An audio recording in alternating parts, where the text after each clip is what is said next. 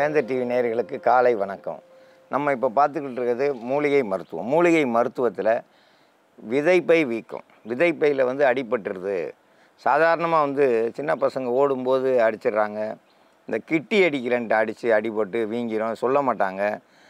Cricket பந்து அது அடிச்சிடும், இந்த கால்பந்து இந்த மாதிரி ஏதாவது சின்ன கல்லில் அடிக்கும்போது பட்டிருக்கோம், தவறி விழுந்துருவாங்க. மரம் ஏறும்போது வழுக்கி வரும்போது அந்த அடிபட்டிருக்கோம். இதெல்லாம் நிறைய காரணங்கள் இருக்குது. ஒவ்வொன்றும் அடிபட்டதுன்னா அதை விட்டுருவாங்க, வெளியில் சொல்ல மாட்டாங்க. அது நாள்பட ரொம்ப வேதனையாகி ஒரு பக்கம் விதையவே எடுக்கிற அளவுக்கு போயிருக்கு. அவங்களுக்கு முக்கியமாக கிராம்பு, பேய் பீர்க்க,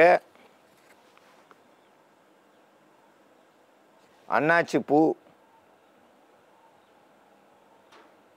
நாட்டு பீர்க்க, பெருந்தும்பை, இதெல்லாம் கூட்டு கலவையாக சேர்ந்து இப்போ நம்ம மருந்தாக தயாரிக்க போகிறோம்.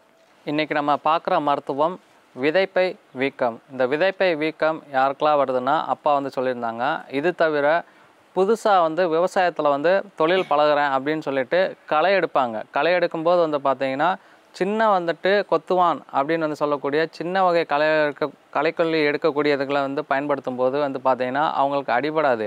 அதே நேரம் அவங்களால ரொம்ப நேரம் உட்கார முடியல, நிற்க முடியல அப்படின்னும்போது உட்காந்து களை எடுப்பாங்க. அப்போ தெரியாமல் அந்த விதைப்பையில் இடிக்கிறதுக்கு அதிகமாக அந்த மாதிரி இடிபடுது. இதற்கப்புறம் வாய்க்கால் போடுறவங்க, வரப்பு போடுறவங்க, அப்புறம் நடவு வயலில் சுத்துக்கால் வெட்டுறோம் அப்படின்னும்போது பார்த்திங்கன்னா ஓரளவுக்கு நிதானமாக வெட்டிகிட்டு இருப்பாங்க. ஆனால் ஒரு 2 மணி நேரம் 3 மணி நேரம் தொடர்ந்து வேலை செஞ்சதுக்கப்புறம் பார்த்திங்கன்னா அவங்களுக்கு உடம்புல போதிய அளவு சத்து இல்லாமல் தளர்ச்சி அடையும் போது அவங்களையே மீறி பார்த்திங்கன்னா அந்த இது அந்த வாய்க்கால் வரப்பு இதெல்லாம் வெட்டும்போது பார்த்திங்கன்னா அந்த விதைப்பையில் அடிபட்டுரும்.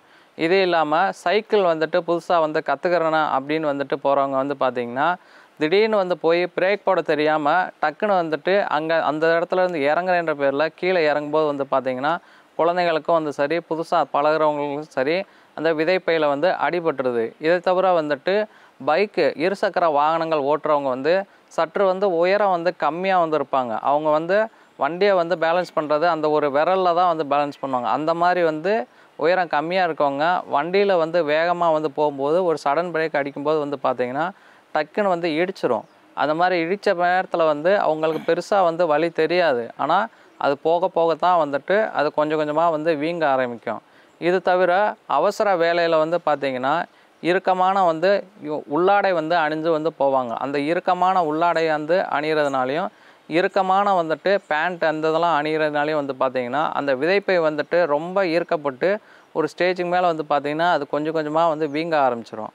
இது தவிர பார்த்திங்கன்னா உள்ளாடைகள் ஈரமான உள்ளாடைகள் போடுவாங்க. அப்போ லைட்டாக அது குளிர்ந்த நிலையில் இருக்கும். ரொம்ப ஈரமாக இல்லாத மாதிரி தெரியும். சரி, இது சீக்கிரமாக காஞ்சிரும் அப்படின்ற நினப்பில் போட்டு போயிடுவாங்க. அந்த பனி செஞ்சிட்ருப்பாங்க. அப்போ அவங்களுக்கு அந்த இது தெரியாது. அது ஒரு நேரத்துக்கு அப்புறம் பார்க்கும்போது ஒரு 12 மணி 1 மணி நேரத்துக்கு அப்புறம் தான் பார்த்திங்கன்னா உள்ளார ரொம்ப இறுக்கமாகவும் அறுக்கவும் ஆரம்பிச்சிடும். அதனால் சில பேருக்கு தொடை இடுக்குகளில் புண்ணும் வர்றதுக்கு அதிகமான வாய்ப்புகள் இருக்குது. இப்போ இந்த விதை வீக்கத்துக்கான மருத்துவம் செய்முறையை நம்ம பார்க்க போகிறோம். பெருந்தும்பை ஒரு கைப்பிடி அளவு எடுத்து நல்லா அரைச்சி வச்சுருக்கோம். பீர்க்கங்காய் லைட்டாக அந்த மேல்புறம் இருக்க சொரசொரப்பை நீக்கிட்டு இதில் ஒரு 30லேருந்து 40 கிராம் அளவுக்கு நம்ம எடுத்துக்கிறோம். இது பிஞ்சு காய். இதை சிறு சிறு துண்டுகளாக நறுக்கி போட்டுக்கிற போகிறோம்.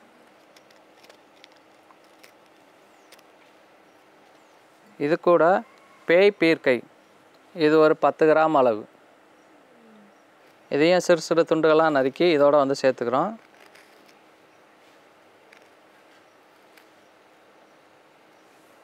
இப்போ இதை நல்லா இடிச்சுக்கிற போகிறோம்.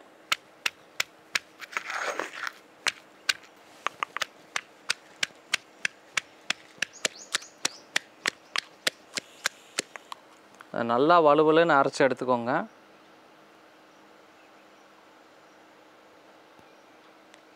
இது கூட அன்னாச்சி பூ, கிராம்பு இது ரெண்டத்தையும் பொடி செஞ்சு வச்சுருக்கோம்.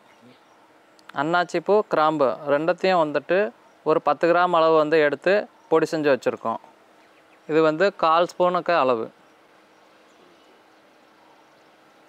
இது கூட பெருந்தும்பை அரைத்து வச்சது ஒரு 1/2 ஸ்பூன் அளவு.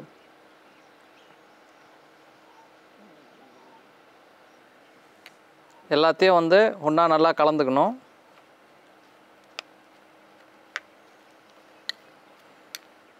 நீங்கள் நல்லா வலுவலுன்னு அரைச்சிக்கோங்க. இப்போ இந்த மருந்தை எப்படி பயன்படுத்துறதுன்னு அப்பா விவரத்தா சொல்லுவாங்க.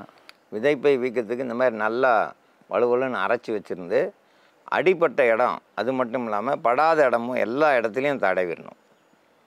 இரவில் தடவி காலையில் குளிர்ந்த நீரில் குளிக்கணும். குளிர்ந்த நீரில் குளித்து அதை சுத்தம் பண்ணும்போது அந்த வீக்கமானது சுருங்க ஆரம்பிச்சிடும். விதைப்பை வீக்கத்தில் அடிபட்டு உள்ள ரத்த கட்டி இருந்து வேதனை தாங்க முடியாமல் அந்த சுருங்காமல் அப்படியே பலூன் மாதிரி ஊதிக்கிட்டே வரும். எங்கள் கூட பிறந்த அண்ணனுக்குலாம் இவ்வளோ பெருசாகிடுச்சு. இளநி தண்டி இருந்துச்சு அடிபட்டு அந்த கிரிக்கெட் பால் விளையாண்டதில். அதை சரி செய்ய இந்த மருந்தை தான் இன்றைக்கி எங்கள் அப்பா பயன்படுத்தினார். அதை தான் இப்போ நான் உங்களுக்கு சொல்கிறேன். ஏன்னா எங்கள் முன்னோர்கள் எல்லாமே செஞ்சுட்டு வந்ததால் எனக்கு அது வந்து ஒரு கைவந்த இதாக இருக்குது. இதில் முக்கியமாக வந்து பெருந்தும்பை, பேய்ப்பீர்க்கை, கிராம்பு, பீர்க்கை, அன்னாச்சிப்பூ இதெல்லாம் கூட்டு கலவையாக சேர்த்துருக்கோம். கூட்டு கலவையாக சேர்க்கும்பொழுது இது மருந்து வந்து அற்புதமாக வேலை செய்யும். பேய்ப்பீர்க்கையினுடைய கசப்பு தன்மை போய் அதை வந்து சுருங்க செய்யும். வேறு எந்த அந்த ரத்தத்தில் கிருமிகளை இருக்கிறதெல்லாம் கொல்ல ஆரம்பிச்சிடும். பெருந்தும்பையினுடைய அந்த இது வந்து ரத்த கட்டை கலைக்கக்கூடியது. கிராம்பு வலியை எடுக்கக்கூடியது. அன்னாச்சிப்பூவும் வலி எடுக்கக்கூடியது. பீக்கங்காய், நாட்டு பீக்கங்காய் சுருங்க வைக்கக்கூடியது.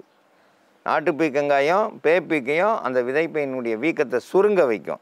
சுருங்க வைக்கும்போது வலி குறைய ஆரம்பிக்கும். வலி இருந்தாலும் அந்த வலி நிவாரணிக்கு நம்ம கிராம்பும் அன்னாச்சிப்பூவும் சேர்த்துருக்கோம். இதெல்லாம் கூட்டு கலவையாக சேர்ந்த மருந்தை இரவில் தடவி காலையில் குளிக்க வேண்டியது. இல்லை எப்போ அடிபட்டுச்சோ அப்போயே தடவிட்டு அன்றைக்கி சாயந்தரத்தில் குளிக்கலாம். ஏன்னா எந்த நேரம் அடிபட்டுச்சோ அப்போவே போடணும். அப்போ தான் வந்து அந்த வேதனை வந்து உடனடியாக குறையும். இல்லைன்னா காய்ச்சல் வந்து ரொம்ப வந்து அவதிக்குள்ளாவாங்க. சிலர் வந்து தெரியாமையே இருந்து நாள் பட்டதுக்கப்புறம் அது அதனுடைய வேதனை வந்து வேறு மாதிரி வந்துடும். ஆண்மை இல்லாமல் போயிடும். இல்லை வேறு ஏதாவது ஒரு ஆபத்து வந்துடும். அதனால் இந்த மருந்தை பயன்படுத்தி பயன்பெற வேண்டும் என்று கேட்டுக்கொள்கிறேன்.